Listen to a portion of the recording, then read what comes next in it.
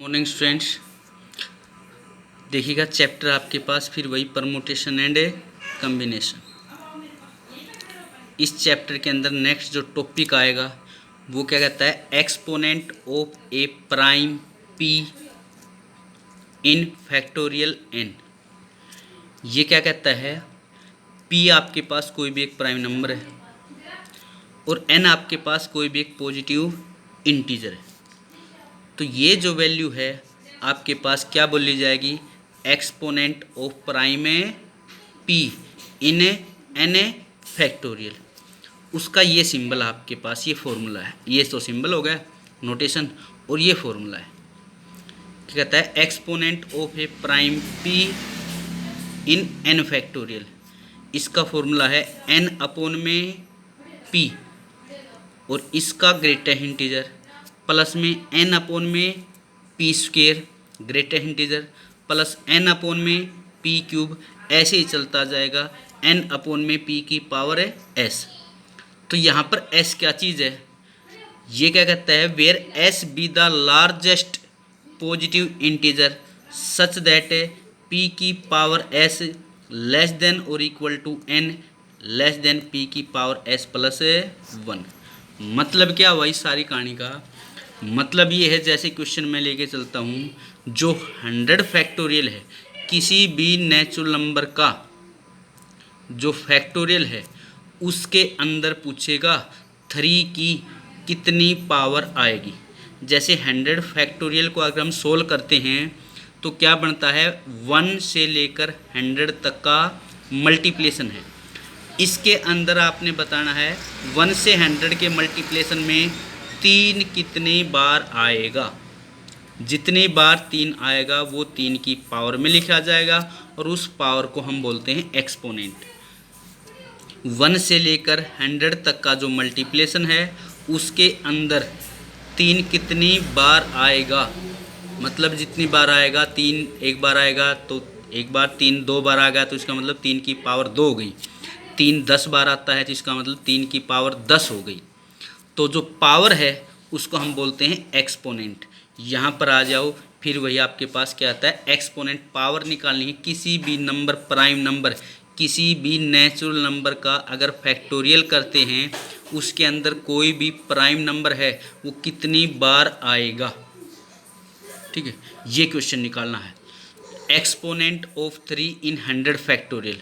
अब यहाँ पर ये क्या कहता है, ई का मतलब एक्सपोनेंट इस फॉर्मूले के अंदर रखेंगे। ई का मतलब एक्सपोनेंट निकालना है, किसका एक्सपोनेंट है, पी प्राइम नंबर का, किसके, एन के फैक्टोरियल में।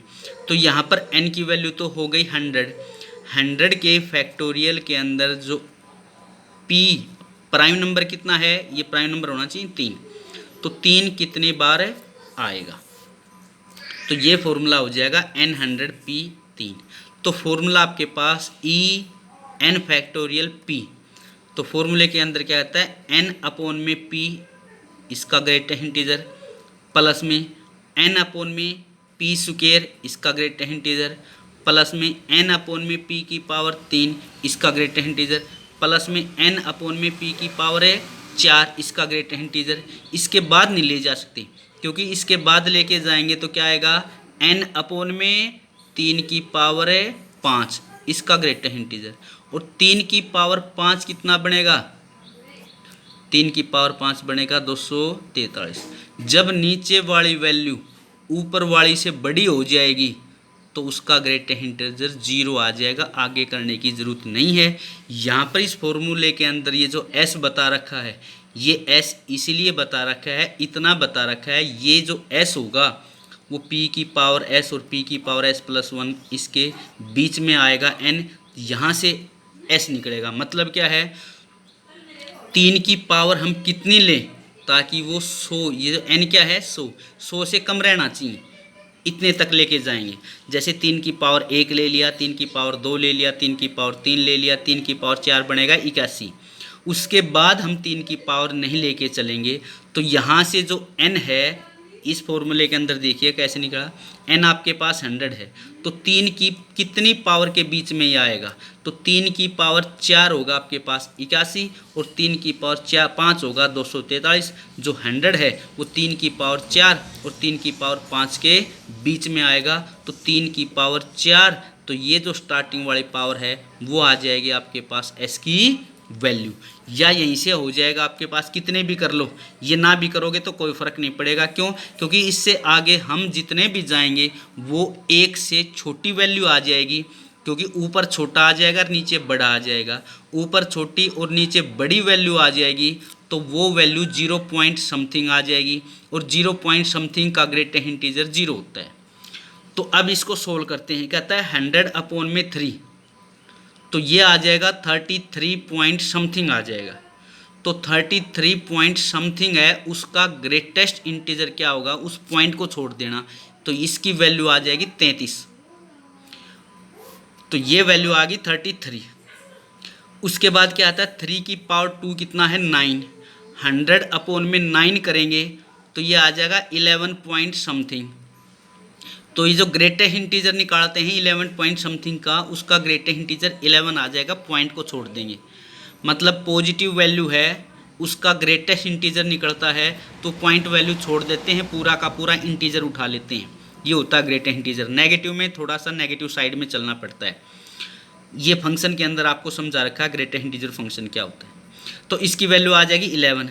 उसके बाद 3 की पावर 3 क्या बनेगा 27, 100/27 करेंगे तो 27 81, 27 चौके आपके पास ज़्यादा आ जाएगा, तो ये आ जाएगा आपके पास 3 पॉइंट समथिंग आ जाएगा। तो 3 पॉइंट समथिंग का ग्रेटेस्ट इंटीजर निकालेंगे तो पॉइंट छोड़ देंगे, इंटीजर ले लेंगे, वो आ जाएगा 3। ऐसे ही आपके पास क्या है 100/3 की पावर 4, 100/3 की पावर 4 कितना है 81, तो 100/81 करेंगे तो ये आ जाएगा 1 पॉइंट समथिंग आएगा, उसका फिर ग्रेटेस्ट इंटीजर निकालेंगे तो पॉइंट को छोड़ देंगे 1 आ जाएगा।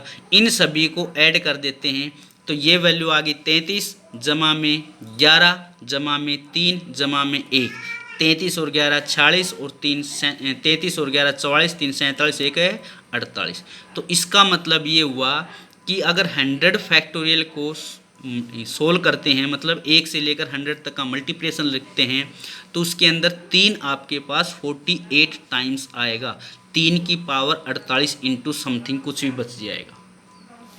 इसके बाद नेक्स्ट क्वेश्चन कहता है find the exponent of 15 in 100 factorial. तो कहता है 15 का आपने निकालना है, तो यहाँ पर आपके पास स्टेटमेंट में क्या था, p आपके पास नंबर क्या होना चाहिए, प्राइम नंबर होना चाहिए, लेकिन 15 तो आपके पास प्राइम नंबर नहीं है, तो इसके जिस भी नंबर का आपने एक्सपोनेंट निकालना है प्राइम नंबर का, जिस नेचुरल नंबर के रिस्पेक्ट में, तो उसके आपने प्राइम फैक्टर करने हैं। तो 15 के हम प्राइम फैक्टर करेंगे 3 और 5, तो आपने 3 की पावर निकाल लेनी है कितनी आएगी, और 5 की पावर निकाल लेनी है कितनी आएगी, दो अलग अलग पार्ट करेंगे। जैसे 3 का यहाँ पर 3 लेके चलते हैं तो ये वैल्यू आ गई 48, ऐसे ही यहाँ पर 5 लेके चलेंगे 100/5, ये 5 की पावर 2, 5 की पावर 3 कितना बनेगा 125, तो वो ज़्यादा हो जाएगा, ये दो ही टर्म रह जाएंगी, 100/5 प्लस में 100/5 की पावर 2, इनका ग्रेटेस्ट इंटीजर निकाल के सोल्व कर लेंगे। अब उसके बाद मान लीजिएगा 100 जो फैक्टोरियल है उसके अंदर 3 आ गया 48 बार और 5 आ गया आपके पास 24 बार, तो 15 कितने बार आएगा, 24 बार ही आएगा 15। तो 3 की जो एक्सपोनेंट है और 5 की जो एक्सपोनेंट है, इनके अंदर जो मिनिमम वैल्यू होती है वही आपके पास आंसर आ जाता है, ये मैंने लिख भी दिया है। Exponent of 15 is a minimum of exponent of 3 and exponent of 5, इन दोनों का जो मिनिमम होगा वो एक्सपोनेंट इस 15 की एक्सपोनेंट बन जाएगा। उसके बाद 2 क्वेश्चन मैं और आपके लिए सोल्व करने के लिए देता हूँ। कहता है find the number of zeros at the end of 100 factorial. कहता है जो 100 फैक्टोरियल होगा 1 से लेकर 100 तक का जो मल्टीप्लिकेशन होगा उसके अंदर कितने जीरोज आएंगी। कितने जीरोज आने का मतलब क्या होगा, 10 की कितनी पावर बनेगी। 10 की जितनी पावर होगी उतनी ही उसकी जीरो आएंगी। तो 10 की एक्सपोनेंट निकालना है, एक तरीके से इसका हिंट भी दे दिया है। अब 10 का आपने क्या करना है, जैसे आपने 15 का किया है ऐसे ही 10 के प्राइम फैक्टर बना के सोल्व करने हैं। उसके बाद जो नेक्स्ट क्वेश्चन है इसके अंदर आपने निकालना है find the exponent of 12 in 100 factorial. तो जो 100 फैक्टोरियल है उसके अंदर जो 12 की एक्सपोनेंट निकालनी है। फिर ये 12 कैसा नंबर है कैसा नहीं है ये आपने थोड़ा सा दिमाग लगाकर आपने बताना है कि 12 की हम कितनी पावर आएगी अगर 100 फैक्टोरियल को सोल्व करते हैं। तो ये आपके पास कुछ क्वेश्चंस हैं और इसका बेसिक कॉन्सेप्ट है, ये आपने सोल्व करने हैं। कोई प्रॉब्लम आए तो पूछ लेना, इंपॉर्टेंट टॉपिक है, नेवी एयरफोर्स एनडीए वगैरह के अंदर ऐसे क्वेश्चन है आ जाते हैं, आईआईटी मेंस में भी आ जाते हैं, एडवांस में नहीं आएगा ऐसा कोई भी क्वेश्चन, लेकिन इसका कॉन्सेप्ट यूज़ हो सकता है। थैंक यू भाई।